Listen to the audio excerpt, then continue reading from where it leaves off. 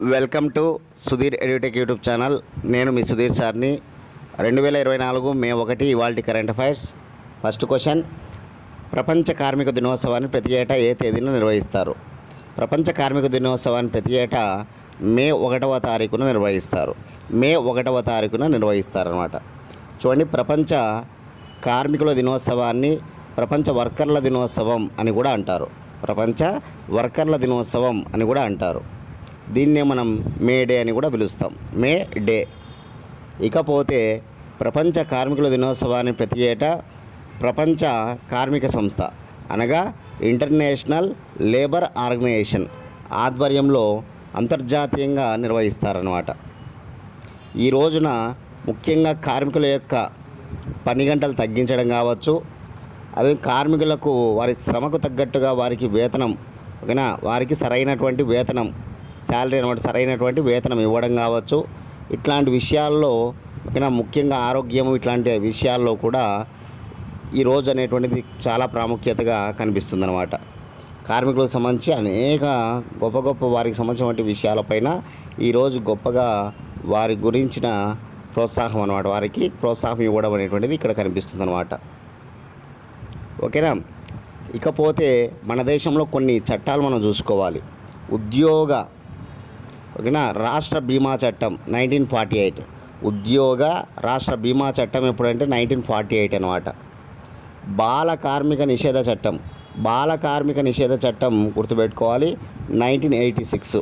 బాల కార్మిక నిషేధ చట్టం ఎప్పుడు? 1986 అన్నమాట. అదేవిధంగా, ఓకేనా, పని ప్రదేశాలలో మహిళలపై లైంగిక వేధింపుల నిషేధ చట్టం, పని ప్రదేశాల్లో మహిళలపై లైంగిక వేధింపుల నిషేధ చట్టం 2013 అన్నమాట. ఇట్లా మనం చాలా ముఖ్యంగా చట్టాలు కూడా మనం నోట్ చేసుకోవాలి. ఇక్కడ కార్మికులకు సంబంధించిన అతి ముఖ్యమైన చట్టాలు ఉంటాయి. అవి ఇక్కడ మనం గ్యాదర్ చేసుకోవాలి ఎగ్జామ్స్కి ప్రిపేర్ అయ్యేటప్పుడు. ఇంటర్నేషనల్ లేబర్ ఆర్గనైజేషన్, ILO అంటాం.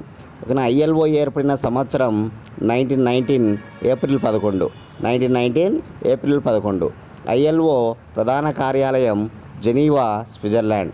ILO ప్రధాన కార్యాలయం జెనీవా, స్విట్జర్లాండ్ అన్నమాట. ILO అనేది ఐక్యరాజ్య సమితి యొక్క ప్రత్యేక ఏజెన్సీ. ఐక్యరాజ్య సమితి UNO, యునైటెడ్ నేషన్ ఆర్గనైజేషన్ యొక్క ప్రత్యేక ఏజెన్సీ అన్నమాట. ఏది? ILO అనేటువంటిది. ఓకేనా. ఇవి గుర్తుపెట్టుకోవాలి, చాలా important. Second question, Goldman environment award 2024 అందుకున్న భారతీయుడు ఎవరు? గోల్డ్మెన్ ఎన్విరాన్మెంట్ అవార్డు 2024 అందుకున్న భారతీయుడు అలోక్ శుక్లా. మన ఇమెయిల్లో చూడవచ్చు అలోక్ శుక్లా గారిని. చాలా గొప్ప పర్యావరణవేత్త అన్నమాట అలోక్ శుక్లా. ఆయన పోరాటాలు, ఓకేనా, దానికి సంబంధించి విజయం సాధించినటువంటి కారణం చేత దానికి గుర్తుగా ఆయనకి ఇప్పుడు ఈ అవార్డు వరించిందనమాట. ఇది పర్యావరణ బహుమతి అనమాట. నోబెల్ గ్రీన్ అవార్డు అని కూడా పిలుస్తారు. నోబెల్ పురస్కారంతో ఈ అవార్డును పోలుస్తారనమాట. నోబెల్ గ్రీన్ పురస్కారం అని కూడా గోల్డెన్ మ్యాన్ పురస్కారాన్ని పిలుస్తారన్నమాట. 1989లో రిచర్డ్ గోల్డ్మన్ మరియు రోడా గోల్డ్మన్ అనేటువంటి ఇద్దరు భార్యాభర్తలు, అంటే దంపతులు ప్రారంభించారన్నమాట ఈ అవార్డు 1989లో. ఈ అవార్డును ఇప్పుడు రాజీవ్ శుక్లా గారికి ఇవ్వడం జరిగిందనమాట. ఈయన చేసినటువంటి గొప్ప ఉద్యమం ఛత్తీస్గఢ్ బచావో ఆందోళన చేశాడు. ఏంటి ఛత్తీస్గఢ్ బచావో ఆందోళన అంటే కనుక, మనకు ఛత్తీస్గఢ్ రాష్ట్రంలో 44% అడవులే ఉంటాయన్నమాట. భారతదేశంలో అడవులు ఎక్కువగా ఉన్నటువంటిది మధ్యప్రదేశ్, తర్వాత అరుణాచల్ ప్రదేశ్, తర్వాత ఛత్తీస్గఢ్ 3వ స్థానంలో ఉంటుందన్నమాట అటవీ విస్తీర్ణం పరంగా. అటువంటి ఛత్తీస్గఢ్లో 44% అడవులే ఉంటాయి. ఓకేనా. ఈ ఛత్తీస్గఢ్ రాష్ట్రంలో ఛత్తీస్గఢ్ ఊపిరితిత్తుల్లాగా అజ్డియో అనే అడవులను చెప్తారు. అజ్డియో అరణ్యాలు ఏ రాష్ట్రంలో ఉంటాయంటే ఛత్తీస్గఢ్లో ఉంటాయి. ఛత్తీస్గఢ్ ఊపిరితిత్తులుగా ఈ అరణ్యాలను భావిస్తారనమాట. ఏ అరణ్యాలు? అజ్డియో అరణ్యాలు. 2010వ సంవత్సరంలో ప్రభుత్వం ఇక్కడ బొగ్గును, ఈ అరణ్యంలో బొగ్గు బాగా ఉందని చెప్పేసి బొగ్గును వెలికి తీయడానికి, ఓకేనా, ప్రైవేట్ కంపెనీలకు లీజుకి ఇవ్వడం జరుగుతుందన్నమాట. ఓకేనా. ఆ కారణం చేత అరణ్యాన్ని కాపాడాలనే ఉద్దేశం మీద గొప్ప పర్యావరణవేత్త ఈ అలోక్ శుక్లా చేపట్టినటువంటి ఉద్యమం అన్నమాట. అదే ఛత్తీస్గఢ్ అరణ్య ఆందోళన లేదా ఛత్తీస్గఢ్ బచావో ఆందోళన. ఛత్తీస్గఢ్ బచావో ఆందోళన ఉద్యమం గుర్తుపెట్టుకోవాలి. ఓకేనా. ఆ రోజు ఆయన ఒక సంస్థ కూడా స్టార్ట్ చేస్తాడనమాట. ఈ ఉద్యమంలో భాగంగా ఆయన ప్రారంభించిన సంస్థ పేరు ఎస్డిఓ అరణ్య సంఘర్ష్ సమితి. ఎస్డిఓ అరణ్యాలలో ఓకేనా ఈ బొగ్గును వెలికి తీయడం అనేటువంటిది నిలిపివేయడం కోసం ఆయన చేపట్టినటువంటి గొప్ప ఉద్యమం. దానిలో భాగంగా ఒక సంస్థ, ఆ సంస్థ పేరు ఎస్డిఓ అరణ్య సంఘర్షణ సమితి గుర్తుపెట్టుకోవాలి. అక్కడ ఉన్నటువంటి గిరిజనులందరినీ చేరవేసి ఆ ఉద్యమంలో పాలు పంచుకునేలా చేశాడనమాట. ఆయన దానిలో భాగంగా విజయం సాధించడం జరిగిందనమాట. దానికి గుర్తుగా ఇప్పుడు ఆయనకు ఆ అవార్డు ఇవ్వడం జరిగింది. అవార్డు గుర్తుపెట్టుకోవాలి, గోల్డ్ మెన్ అవార్డు. దీన్నే నోబెల్ గ్రీన్ పురస్కారం అని కూడా అంటారు. కానీ ఇట్లా ఇప్పుడు మనకు ఈ గోల్డ్ మెన్ పురస్కారం ఆసియా ఖండానికి సంబంధించి అలోక్ శుక్లా గారికి ఇవ్వడం జరిగిందనమాట. గోల్డ్ మెన్ ఎన్విరాన్మెంటల్ పురస్కారాన్ని ఇది వరకు పొందిన భారతీయులు ఒకసారి చూసుకుంటే ఓకేనా, first Medha Patkar, second MC Mehta, third Rashida, fourth Ramesh Agarwal, fifth Champadevi, sixth Prafulla, seventh Alok Shukla. ఇప్పటి వరకు 7 మంది ఈ గోల్డ్ మెన్ ఎన్విరాన్మెంటల్ అవార్డు ఇది ఇంతవరకు మన భారతీయులకు ఎంతమందికి ఇచ్చారంటే 7 మందికి అనమాట. ప్రజెంట్ అలోక్ శుక్లా పేరు గుర్తుపెట్టుకోండి. గతంలో 6 మంది పేర్లు గుర్తుపెట్టుకోండి, చాలా important.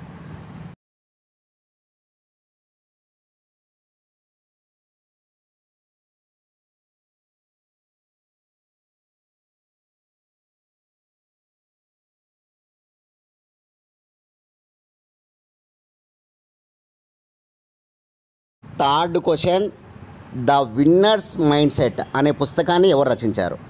The winners mind set అనే పుస్తకాన్ని షేన్ వాట్సన్, చూడండి, మాజీ క్రికెటర్ షేన్ వాట్సన్ ఆయన రాసినటువంటి పుస్తకం ద విన్నర్స్ మైండ్ సెట్. విజేతల యొక్క మైండ్ సెట్ ఎలా ఉంటుంది అనేటువంటి విషయాలపైన అత్యంత అద్భుతంగా మాజీ క్రికెటర్ షేన్ వాట్సన్ రాసిన పుస్తకం అన్నమాట, గుర్తుపెట్టుకోవాలి. గత నెల ఏప్రిల్ నెలలో మనం పుస్తకాలు చెప్పాం ఓకేనా. ఆ పుస్తకాలు ఒకసారి చూస్తే జస్ట్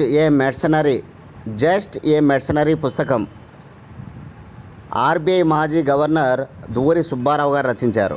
ఆర్బీఐ మాజీ గవర్నర్ దువ్వూరి సుబ్బారావు. అదేవిధంగా హెవెన్లీ ఐలాండ్స్ ఆఫ్ గోవా పుస్తకం దీనిని గోవా గవర్నర్ శ్రీధరన్ పిల్లై గారు రచించారు. గోవా గవర్నర్ శ్రీధరన్ పిల్లై.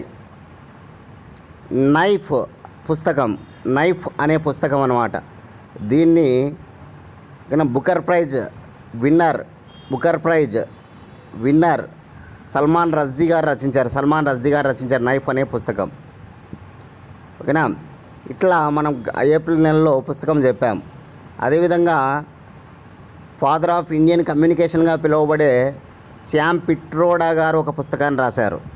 శ్యామ్ పిట్రోడా రాసిన పుస్తకాన్ని మనం ఏప్రిల్ నెలలో చెప్పాం. రీసెంట్గానే 1 వీక్ బ్యాక్ చెప్పామన్నమాట. ఆ పుస్తకం ఏంటి? కామెంట్ బాక్స్లో మీ సమాధానాన్ని తెలియజేయండి అందరూ కూడా.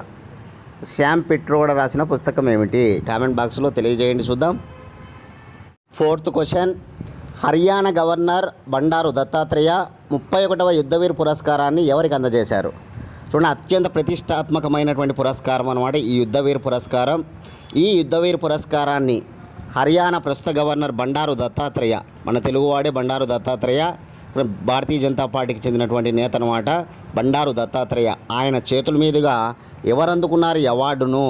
యుద్ధవీర్ పురస్కారాన్ని ఎవరు అందుకున్నారంటే కనుక శ్రీదేవి ప్రసాద్ అనమాట. శ్రీదేవి ప్రసాద్ మన ఇమెయిల్లో చూడొచ్చు. శ్రీదేవి ప్రసాద్ గారికి పురస్కారాన్ని అందిస్తున్నారన్నమాట బండారు దత్తాత్రేయ గారు ఓకేనా. ఎవరు ఈమె అంటే కనుక శంకర్ ఫౌండేషన్ వ్యవస్థాపకురాలు. హైదరాబాదులో శంకర్ ఫౌండేషన్ వ్యవస్థాపకురాలు అనమాట శ్రీదేవి ప్రసాద్. ప్రత్యేక అవసరాలు కలిగిన వారికి పునరావాసాలు అందిస్తున్నటువంటి సేవలకు గుర్తింపుగా, ప్రత్యేక అవసరాలు గల వారికి పునరావాసాలు అందిస్తున్నటువంటి సేవకు గుర్తింపుగా ఆమెకు ఈ అవార్డును అందించడం జరిగిందనమాట. చాలా చాలా ఇంపార్టెంట్, అవార్డులలో నోట్ చేసుకోవాలి. ఎందుకంటే మన తెలుగు పురస్కారాలు అన్నమాట ఇవి. అంటే తెలుగు వ్యక్తికి పురస్కారం దక్కిందనమాట ఇక్కడ. ఎవరు? శ్రీదేవి ప్రసాద్, శంకర్ ఫౌండేషన్ వ్యవస్థాపకురాలనే విషయాన్ని గుర్తుపెట్టుకోవాలి. ఏప్రిల్ 30వ తారీఖున జరిగినటువంటి ఏప్రిల్ 30వ తారీఖున హైదరాబాద్లోని కోటిలో భారతీయ విద్యాభవన్లో పురస్కారాల ప్రధానోత్సవం జరిగిందనమాట. అక్కడ ఈ అవార్డు ఇవ్వడం జరిగింది. మీకు గుర్తుపెట్టుకోవాలి. కోటి తెలుసు కదా అందరికి కూడా, హైదరాబాద్లో కోటి. ఆ కోటిలో చాలా గొప్పగా మనకి భారతీయ విద్యాభవన్ అనేటువంటిది ఉంటుందన్నమాట. అందులో జరిగిందన్నమాట పురస్కారాల ప్రధానోత్సవం.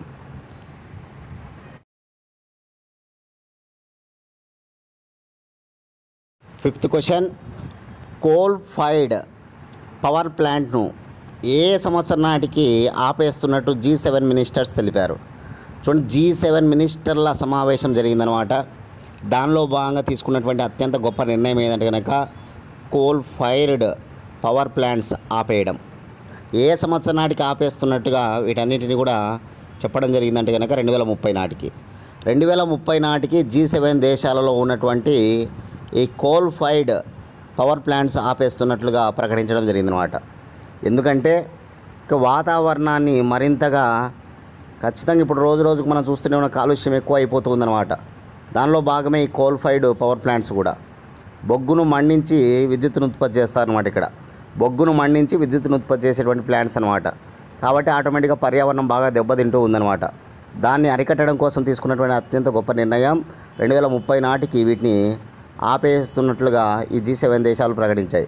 G7 దేశాలంటే America, Britain, Canada, Italy, France, Germany, Japan. America, Britain, Canada, Italy, France, Germany, Japan 7 దేశాలు అన్నమాట. Code ABC America, Britain, Canada. EFG Italy, France, Germany. J Japan. పోయిన ఏడాది జపాన్లోని హిరోషిమాలో జరిగింది G7 సదస్సు. పోయిన ఏడాది G7 సదస్సు హిరోషిమాలో జరిగింది జపాన్లో. ఈ ఏడాది ఇటలీలో జరగబోతుంది. జూన్ 13, 14, 15 3 రోజుల పాటు జరుగుతుందన్నమాట ఈ ఏడాది ఇటలీలో. ఇటలీ ప్రధానమంత్రి జార్జియో మెలోని మన దేశ ప్రధానమంత్రి నరేంద్ర మోడీని ఆహ్వానించడం కూడా జరిగింది. ఇటలీ ప్రధానమంత్రి జార్జియో మెలోని మన దేశ ప్రధానమంత్రి నరేంద్ర మోడీని ఆహ్వానించడం జరిగిందనమాట. ఆహ్వానిత దేశంగా మన భారతదేశం ఉంది. దానిలో భాగంగా ఆహ్వానించడం జరిగిందనమాట. మన దేశం సభ్యదేశం అయితే కాదు G7లో. G7 కూటమి 1975లో ఏర్పడింది. G7 తొలి సదస్సు 1975లో ఫ్రాన్స్లో జరిగిందనమాట. ఓకేనా, ఈ విషయాన్ని గుర్తుపెట్టుకోవాలి. కోల్ ఫైర్డ్ పవర్ ప్లాంట్స్ను ఎప్పటికీ ఆపేస్తున్నట్లుగా ప్రకటించారు ఈ G7 మినిస్టర్స్ అంటే కనుక. ఓకేనా, 2030 నాటికి అనే విషయాన్ని గుర్తుపెట్టుకోవాలి. Sixth question, Indian navy chief Harikumar స్థానంలో ప్రస్తుతం ఎవరు నియమితులయ్యారు? ఇండియన్ నేవీ చీఫ్ హరికుమార్ స్థానంలో ఎవరు నియమితులయ్యారంటే కనుక ఆయనే దినేష్ కే త్రిపాఠి. ఇది వరకు ఆయన వైస్ చైర్మన్గా ఉండేవాడు. ఇండియన్ నేవీకి వైస్ చైర్మన్గా ఉండేవాడు దినేష్ త్రిపాఠి. ఇప్పుడు ఏప్రిల్ 30వ తారీఖున ఆయన ప్రమాణ స్వీకారం చేయడం జరిగిందనమాట. ఓకేనా, ఎవరి స్థానంలో ఇది వరకు హరికుమార్ ఉండేవారు. హరికుమార్ స్థానంలో దినేష్ కే త్రిపాఠి నియమించడం జరిగిందనమాట. గుర్తుపెట్టుకోవాలి, చాలా చాలా ఇంపార్టెంట్ ఇక్కడ. ఎందుకంటే Indian navy, Indian army, Indian air force 3 ఉంటాయి, త్రివిధ దళాలు. ఇండియన్ ఆర్మీ ప్రస్తుత చీఫ్ ఎవరంటే మనోజ్ పాండే. ఇండియన్ నేవీకి ప్రస్తుత చీఫ్ ఎవరంటే Dinesh Kumar Tripathi. Air force chief మార్షల్గా ఎవరున్నారంటే వివేక్ రామ్ చౌదరి అనమాట. అదేవిధంగా చీఫ్ డిఫెన్స్ స్టాఫ్ CDS అంటాం. ఈ చీఫ్ డిఫెన్స్ స్టాఫ్కి అనిల్ చౌహాన్ ఉన్నారు. ఇట్లా మనకు త్రివిధ దళాలే కాకుండా చీఫ్ డిఫెన్స్ స్టాఫ్ కూడా చాలా ఇంపార్టెంట్ అనమాట. ఓకేనా, గుర్తుపెట్టుకోవాలి వీళ్ళందరినీ కూడా. అదేవిధంగా ఇటీవల మనకు చూస్తే కనుక RBIకి ఓకేనా, RBI గవర్నర్ మనకి ఎవరున్నారంటే శక్తికాంత్ దాస్ ఉన్నారు. అదేవిధంగా RBI డిప్యూటీ గవర్నర్ రాజేశ్వరరావు యొక్క పదవీ కాలాన్ని 1 సంవత్సరం పాటు పెంచడం జరిగిందనమాట. నిన్నటి క్లాస్లో మనం చెప్పుకున్నాం. RBI డిప్యూటీ గవర్నర్గా రాజేశ్వరరావు అనేటువంటి వ్యక్తి ఉన్నాడనమాట. ఆయన యొక్క పదవీ కాలాన్ని 1 సంవత్సరం పాటు పెంచడం జరిగింది. ఆ విషయాన్ని మనం చెప్పుకున్నాం. అదేవిధంగా ఎలక్షన్ కమిషన్ ఓకేనా, అధికారులుగా కొత్తగా వచ్చిన వాళ్ళు ఇద్దరు ఎవరంటే కనుక కేంద్ర ఎన్నికల సంఘం ఉంది కదా. ఓకేనా, అందులో సుఖ్వీందర్ సింగ్ అనే ఆయన సుఖ్వీందర్ సింగ్ మొత్తం త్రిసభ్య ఎన్నికల సంఘం ముగ్గురు ఉంటారన్నమాట. ప్రధాన ఎన్నికల అధికారిగా ఉన్నవారు రాజీవ్ కుమార్. కేంద్ర ఎన్నికల సంఘానికి ప్రధాన ఎన్నికల అధికారిగా ఉన్నవారు రాజీవ్ కుమార్ అయితే మిగతా ఇద్దరు ఎవరంటే కనుక ఒకరు సుఖ్వీందర్ సింగ్ ఇటీవలనే నియమించబడ్డాడు. మరొకరు ఎవరు? కామెంట్ బాక్స్లో మీ సమాధానాన్ని తెలియజేయండి. ఓకేనా. కేంద్ర ఎన్నికల సంఘానికి ముగ్గురు ఉంటారు. ఒకరు రాజీవ్ కుమార్, రెండు సుఖ్వీందర్ సింగ్ ఉన్నారు. మూడో వ్యక్తి ఎవరు? కామెంట్ బాక్స్లో మీ సమాధానాన్ని తెలియజేయండి.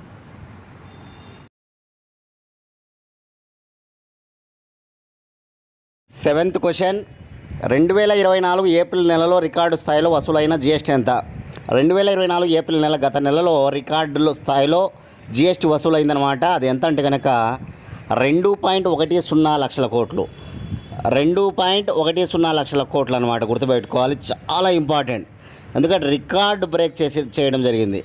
2017 జూలై 1వ తేదీ మన జీఎస్టీ అమలైందనమాట. మొదటిసారిగా జీఎస్టీ అమలైనటువంటి తేదీ సంవత్సరం ఎప్పుడు? 2017 జూలై 1.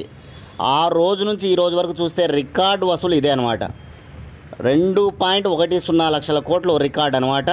అది ఏ నెల అంటే 2024 ఏప్రిల్ నెల అని గుర్తుపెట్టుకోవాలి. ఏ నెల రికార్డును ఇది బ్రేక్ చేసిందంటే కనుక 2023 ఏప్రిల్ నెలలో ఉన్న వసూళ్లను బ్రేక్ చేసిందనమాట. 2023 ఏప్రిల్ నెలలో ఎంత వసూలు అయిందంటే కనుక 1.87 లక్షల కోట్లు అనమాట. 1.87 లక్షల కోట్ల ఇంతవరకు వసూలైన రికార్డ్ అనమాట. దానిని ఇప్పుడు 2.10 లక్షలతో బ్రేక్ చేసిందనమాట. 2024 మార్చి నెల. గుర్తుపెట్టుకోవాలి, 2024 మార్చి నెల అనమాట. సారీ, ఏప్రిల్ నెల. 2023 ఏప్రిల్ నెలను 2024 ఏప్రిల్ నెల బ్రేక్ చేసింది. ఆ విషయాన్ని మైండ్లో పెట్టుకోవాలి మీరు అందరూ కూడా. ఓకేనా. సెకండ్ ప్లేస్లో ఇప్పుడు ఏది ఉందంటే కనుక 2023 ఏప్రిల్ నెల ఉంది. థర్డ్ ప్లేస్లో వచ్చేసి 2024 మార్చి నెల ఉంది. 2024 మార్చి నెల ఎంత? 1.78 లక్షల కోట్లు అనమాట. 1.78 లక్షల కోట్లు. ఫస్ట్ రికార్డ్ వచ్చేసి 2.10 లక్షల కోట్లు. సెకండ్ వచ్చేసి 1.87 లక్షల కోట్లు. థర్డ్ వచ్చేసి 1.78 లక్షల కోట్లు అనమాట. ఈ మూడు నోట్ చేసుకోండి, చాలా చాలా ఇంపార్టెంట్. జీఎస్టీ పూర్తి పేరు goods and service tax. Goods and service tax. దీన్ని తెలుగులో మనం వస్తు సేవల పన్ను అంటారు. వస్తు సేవల పన్ను. జీఎస్టీ ఎప్పుడు చేయడం జరిగింది? 2016లో. కానీ ఎప్పుడు అమలైంది అంటే మాత్రం 2017 జూలై 1వ తారీఖున అమలైందనమాట. జీఎస్టీ రాజ్యాంగ సవరణ గుర్తుపెట్టుకోవాలి. 101వ రాజ్యాంగ సవరణ. 101వ రాజ్యాంగ సవరణ అనమాట. కానీ జీఎస్టీ అమలు చేసిన తొలి దేశం ఫ్రాన్స్ అయితే మన దేశంలో అమలు చేసిన తొలి రాష్ట్రం అస్సాం. జీఎస్టీని అమలు చేసిన తొలి దేశం ఫ్రాన్స్ అయితే మన దేశంలో అమలు చేసిన తొలి రాష్ట్రం అస్సాం అనమాట. ఇక జీఎస్టీలో ఉన్న స్లాబులు 0%, 5%, 12%, 18%, 28%. 5 రకాల స్లాబులు ఉంటాయన్నమాట జీఎస్టీలో. 0%, 5%, 12%, 18%, 28%. జీఎస్టీలో సెంట్రల్ జీఎస్టీ, స్టేట్ జీఎస్టీ, ఓకేనా. అదేవిధంగా కేంద్రపాలిత ప్రాంతాలు యూటీ జీఎస్టీ, ఆ మూడింటితో పాటు సెస్ కూడా కలుపుతారనమాట. గుర్తుపెట్టుకోవాలి. జీఎస్టీ కౌన్సిల్ కూడా ఉంటుంది. జీఎస్టీ కౌన్సిల్, జీఎస్టీ మండలి ఆర్టికల్ 279(1) ప్రకారం, ఆర్టికల్ 279 క్లాస్ 1 ప్రకారం ఏర్పాటైందన్నమాట జీఎస్టీ కౌన్సిల్. ఎవరు అధ్యక్షత వహిస్తారు జీఎస్టీ కౌన్సిల్ కంటే? కేంద్ర ఆర్థిక మంత్రి. ప్రస్తుత కేంద్ర ఆర్థిక మంత్రి నిర్మలా సీతారామన్ గారు అనమాట. జీఎస్టీ కౌన్సిల్లో అన్ని రాష్ట్రాల ముఖ్యమంత్రులు, ఓకేనా, అన్ని రాష్ట్రాల ముఖ్యమంత్రులు కూడా ఉంటారన్నమాట జీఎస్టీ కౌన్సిల్లో, జీఎస్టీ మండలిలో. ఇట్లా జీఎస్టీ గురించి బిట్లు పడుతూ ఉంటాయన్నమాట. చాలా చాలా ఇంపార్టెంట్. చెప్పిన విషయాలు నోట్ చేసుకోండి.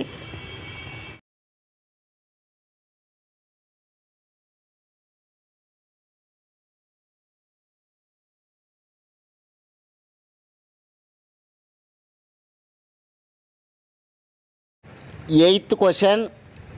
యువ ఓటర్లు తమ ఓటు వినియోగించుకునేలా వారిని ప్రోత్సహించేందుకు ఏ రాష్ట్రంలో మ్యూజిక్ బ్యాండ్తో వినూత్న ఏర్పాట్లు చేశారు? మ్యూజిక్ అంటే సంగీతం. సంగీత బ్యాండ్లతో వినూత్న ప్రయోగం అనమాట. ఇది వినూత్న ఏర్పాట్లు అనమాట. ఏ రాష్ట్రం అంటే హర్యానా రాష్ట్రం. హర్యానా రాష్ట్ర ఎన్నికల సంఘం ఆ రాష్ట్రంలో ఉన్నటువంటి, ఓకేనా, కొత్త ఓటర్లను మరింత ప్రోత్సహించేందుకు, యువ ఓటర్లు ఎవరైతే ఉంటారో వారందరినీ కూడా ప్రోత్సహించేందుకు తీసుకున్నటువంటి గొప్ప వినూత్న కార్యక్రమం అన్నమాట. అదే మ్యూజిక్ బ్యాండ్, సంగీత బ్యాండ్లతో ఆ యువ ఓటర్లను ఆకర్షిస్తూ ఉన్నారనమాట. ఏ రాష్ట్రంలో అంటే హర్యానా రాష్ట్రంలో. నిన్నటి క్లాస్లో మనం చెప్పామన్నమాట, యువ ఓటర్లను అదేవిధంగా వృద్ధులను వారికి అవగాహన కల్పించడం కోసం, ఓట్ల పట్ల ఆ ఓటు పైన అవగాహన కల్పించడం కోసం ఒక డమ్మీ ప్యాడ్ తీసుకొచ్చారనమాట. ఒక డమ్మీ బ్యాలెట్ను తీసుకురావడం జరిగిందనమాట ఏఐఐటి. కామెంట్ బాక్స్లో మీ సమాధానాన్ని తెలియజేయండి. నిన్నటి క్లాస్లో చాలా ఇంపార్టెంట్ అనమాట మనం చెప్పినటువంటిది. ఏఐఐటి ఒక డమ్మీ బ్యాలెట్ను తీసుకురావడం జరిగింది. ఓకేనా, కామెంట్ బాక్స్లో మీ సమాధానాన్ని తెలియజేయండి అందరు కూడా.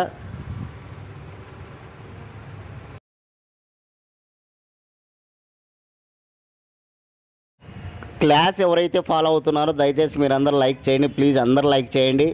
అదేవిధంగా ఇంకా ఎవరైనా సబ్స్క్రైబ్ చేసుకోకపోతే సబ్స్క్రైబ్ చేసుకోండి. అదేవిధంగా మన ఛానల్ మీ ఫ్రెండ్స్ ఎవరైనా ఉంటే కాంపిటేటివ్ ఎగ్జామ్స్కి ప్రిపేర్ అయ్యే వాళ్ళు, వారికి కనీసం 3 షేర్ చేయండి. ప్రతి ఒక్కరికి చాలా ఉపయోగపడేటువంటి కరెంట్ అఫైర్స్ చెప్తూ ఉంటాం. ఓకేనా, అదేవిధంగా మన ఛానల్ నుంచి 1 ఇయర్ కరెంట్ అఫైర్స్ కూడా ఉన్నాయి. మీరు వేటికి ప్రిపేర్ అవుతున్న కరెంట్ అఫైర్స్ అనేటువంటి మెయిన్ రోల్ పోషిస్తాయి. కాబట్టి డేట్ టు డేట్ విత్ ఎక్స్ప్లెనేషన్తో కరెంట్ అఫైర్స్ చేయడం జరిగిందనమాట. 1 సంవత్సరం కరెంట్ అఫైర్స్ కేవలం 100 రూపాయలకు అందిస్తూ ఉన్నాం. కాబట్టి అందరూ యూటిలైజ్ చేసుకోండి. ఓకేనా, ఇవి కావాలనుకున్న వాళ్ళు 8186006848 అనే నెంబర్కి 100 రూపీస్ ఫోన్పే చేసి అదే నెంబర్కి స్క్రీన్షాట్ పెట్టండి. 24 గంటల లోపల మేము పీడిఎఫ్ ఫైల్ పంపిస్తాం. ఓకే, దయచేసి అందరూ లైక్ చేయండి ప్లీజ్, అందరూ కూడా ఓకేనా లైక్ చేయండి. 9th క్వశ్చన్ చూద్దాం. ఏ దేశంలో విదేశీ విద్యార్థులు వారంలో 24 గంటలే పనిచేసేలా ఉత్తర్వులు జారీ చేశారు? చూడండి, ఏ దేశంలో విదేశీ విద్యార్థులు వారంలో 24 గంటలే పనిచేసేలా ఉత్తర్వులు జారీ చేయడం జరిగిందంటే కనుక కెనడా. చూడండి, కెనడా దేశానికి అనేక దేశాల నుంచి చదువుకోవడానికి విద్యార్థులు వెళ్తూ ఉంటారు. మన భారతదేశం నుంచి అయితే చెప్పాల్సిన పనేలే, మన భారతదేశం నుంచి అక్కడికి చదువుకోవడానికి విద్యార్థులు వెళ్ళడం జరుగుతుందన్నమాట. కాబట్టి అక్కడికి వెళ్ళినటువంటి విద్యార్థులు అక్కడ పనిచేస్తారనమాట. ఇక్కడ చదువుకుంటూనే పనిచేస్తారనమాట. ఇప్పుడు ఆ దేశ ప్రభుత్వం తీసుకున్నటువంటి నిర్ణయం ఏంటంటే కనుక ఆ దేశంలో విదేశీ విద్యార్థులు చదువుకోవడానికి వచ్చిన వాళ్ళు ఎవరైనా సరే, ఏ దేశస్తులైనా సరే, వారు వారంలో 24 గంటలే పనిచేసే విధంగా ఉత్తర్వులు జారీ చేయడం జరిగిందనమాట. యాక్చువల్గా వారంలో 40 గంటలు ఉండేదన్నమాట. వారంలో 40 గంటలు పని చేయొచ్చు అనమాట ఆ విదేశీ విద్యార్థులు. అలా ఉండేది ఇంతవరకు. ఏప్రిల్ నెలతో ఓకేనా, ఇది వరకు ఉన్నటువంటి నిర్ణయం ఏప్రిల్ వరకు, 2024 ఏప్రిల్ వరకు ఆ నిర్ణయం ఉండిందనమాట. ఓకే, దానిని ఇప్పుడు ఏప్రిల్ నెల కంప్లీట్ అయిపోయింది కాబట్టి కొత్తగా తీసుకున్నటువంటి నిర్ణయం ఏంటంటే కనుక 24 గంటలు పనిచేసేటువంటి విధంగా ఉత్తర్వులు జారీ చేశారనమాట. యాక్చువల్గా ఇది వరకు 20 గంటలే ఉండిందనమాట. కరోనా సమయంలో ఆ రోజు దృష్ట్యా ఆ రోజు ఓకేనా 40 గంటలు చేయడం జరిగిందనమాట. కరోనా సమయంలో కరోనా దృష్ట్యా విదేశీ విద్యార్థులు 40 గంటలు పనిచేయచ్చు బయట అని మనకు నిర్ణయం తీసుకునిందనమాట కెనడా ప్రభుత్వం. అప్పటి నుంచి ఇప్పటి వరకు అది అలాగనే 40 గంటలు కొనసాగుతూ ఉందన్నమాట. కాబట్టి ఈరోజు ఏం చేశారంటే దాన్ని ఆ ఉత్తర్వులను మార్చేశారనమాట. ఇప్పుడు 24 గంటలు పనిచేసే విధంగా నిర్ణయించారు. ఆ విషయాన్ని గుర్తుపెట్టుకోవాలి. కెనడా దేశ రాజధాని ఒట్టావా.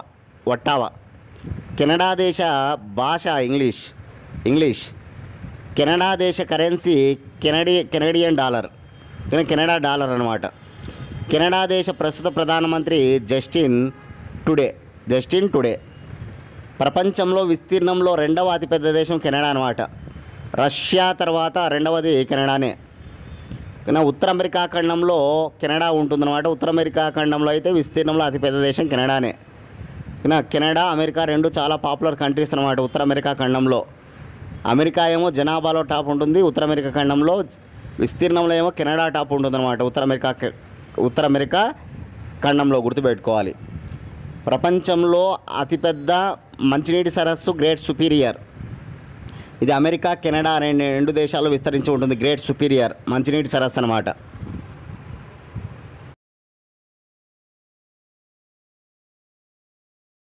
Last question. మాజీ క్రికెటర్ గ్యారీ కిర్స్టన్ ఏ దేశ వన్డే T20 హెడ్ కోచ్గా నియమించబడ్డాడు? చూడండి, సౌత్ ఆఫ్రికా మాజీ క్రికెటర్ గ్యారీ కిర్స్టన్ గారు పాకిస్తాన్ దేశ వన్డే మరియు టీ20 హెడ్ కోచ్గా నియమించబడ్డాడనమాట. ఈ ఏడాది టీ20 వరల్డ్ కప్ జరగబోతుంది, మనందరికీ తెలుసు. అమెరికా మరియు వెస్టిండీస్ ఈ రెండు దేశాల్లో జరగబోతూ ఉందన్నమాట టీ20 వరల్డ్ కప్. ఓకే, దానికి సంబంధించి ఇప్పుడు తీసుకున్నటువంటి నిర్ణయం పాకిస్తాన్ బోర్డు అనమాట. ఐసీసీ మెన్స్ టీ20 వరల్డ్ కప్ జరగబోతుంది, గుర్తుపెట్టుకోవాలి. ఏ రెండు దేశాలంటే అమెరికా, వెస్టిండీస్లలో. దానిలో భాగంగా పాకిస్తాన్ టీముకు సంబంధించి హెడ్ కోచ్గా టీ20కి మరియు ఓకేనా వన్డే మ్యాచ్లకు సంబంధించి హెడ్ కోచ్గా ఎవరు నియమించబడ్డాడంటే కనుక ఈ గ్యారీ క్రిస్టన్ నియమించబడ్డాడనమాట. అదేవిధంగా టెస్ట్ మ్యాచ్లకు సంబంధించి Jason గిల్లెప్సీ, Australia fast bowler Jason గిల్లెప్సీ test మ్యాచ్లకు కోచ్గా నియమించబడ్డాడు, గుర్తుపెట్టుకోవాలి. వన్డేకి టీ20లకు అయితే కనుక గ్యారీ క్రిస్టన్ అనమాట. ఇతను సౌత్ ఆఫ్రికా మాజీ క్రికెటర్. అదేవిధంగా ఆస్ట్రేలియా మాజీ క్రికెటర్ జాసన్ గిల్లెప్సీ వచ్చేసి టెస్ట్ మ్యాచ్లకు ఆయన కోచ్గా నియమించబడ్డాడు. ఇవి నోట్ చేసుకోవాలి, చాలా చాలా ఇంపార్టెంట్. ఇవన్నమాట ఇవాల్టి కరెంట్ అఫైర్స్. రేపటి క్లాస్లో మళ్ళీ కలుసుకుందాం ఫ్రెండ్స్. థ్యాంక్స్.